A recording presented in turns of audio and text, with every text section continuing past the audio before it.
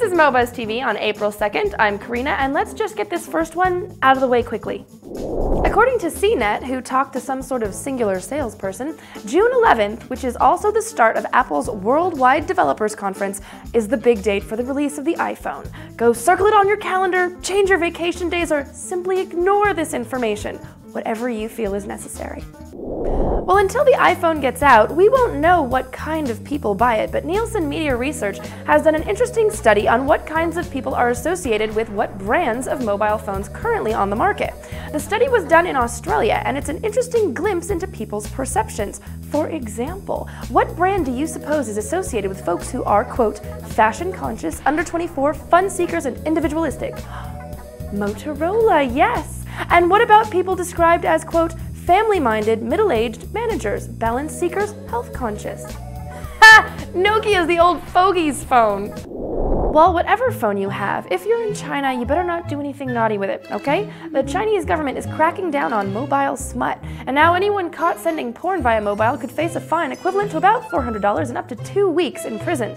And that's not just dirty pictures, that's dirty text messages as well, which begs the question, what counts as a pornographic text message? Is that like dirty jokes? Harsh. Here's something else kinda harsh. Having your home, your life, and your city destroyed in a massive hurricane. Then feeling like your country has ignored your problem. Then, 19 months later, looking on Google Maps and finding they've replaced the images of destruction with pre-hurricane photos. Like it all never happened. Yep. That's what some New Orleans residents have been a bit alarmed by. Residents had used the Google satellite images to tell the world, or just their insurance companies, about their plight, and the change frustrates those who feel authorities are trying to make things look better than they really are. Said one resident, quote, Google, don't pull the wool over the world's eyes, let the truth shine. Alrighty, on to some online video weirdness, or maybe it's coolness, you never know. Today is the debut on MySpace of an 80-episode online series. It was created with a budget of $100,000, more than the average YouTube celeb, but chump change for Hollywood. The man behind it is former Disney head honcho Michael Eisner, so you know every one of those 90-second episodes will be art. Here's the trailer.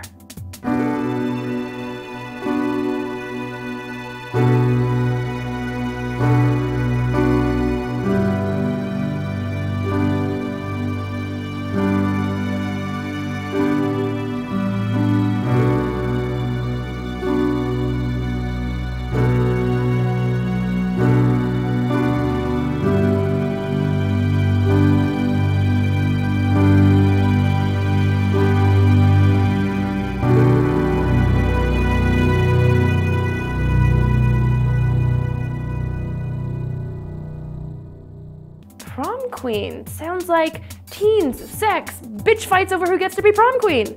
Maybe the trailer just doesn't do it justice though. We'll hope. Now we take a moment to look at Mexico, where the authorities in Mexico City have thought up a super fun way to combat gun violence. They're offering an Xbox to anyone who turns in a small caliber firearm, and full-on computers to those who turn in the big guns.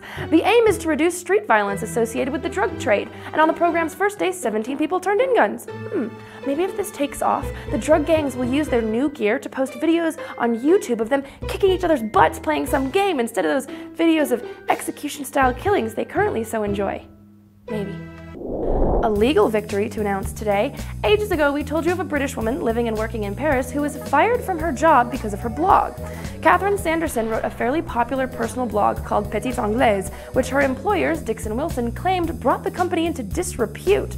So they fired her, even though she used a pseudonym, barely ever mentioned her work, and never mentioned her employers by name. Well, if you think that's a bit of an overreaction, a Paris court agrees with you. They've awarded her a year's salary and legal costs. Log on. And lastly, well, it doesn't really matter where the story comes, does it? First, last, what's the big deal, right? Anyways, rankings are in from the World Economic Forum listing the world's most technologically innovative nations. US, dude, we've slipped a bit. Formerly at number 1, the United States has slid back to number 7. The new top tech dog is Denmark, followed by Sweden, Singapore, Finland, Switzerland, and the Netherlands. Then after the US, Iceland, the UK, and Norway round out the top 10. What is it with Scandinavia creaming the rest of the world in tech? It's probably that ridiculously high standard of living and level of education. Damn them! That's it for today. Until next time, what's your favorite cheesy American movie involving the prom? There are like hundreds to choose from.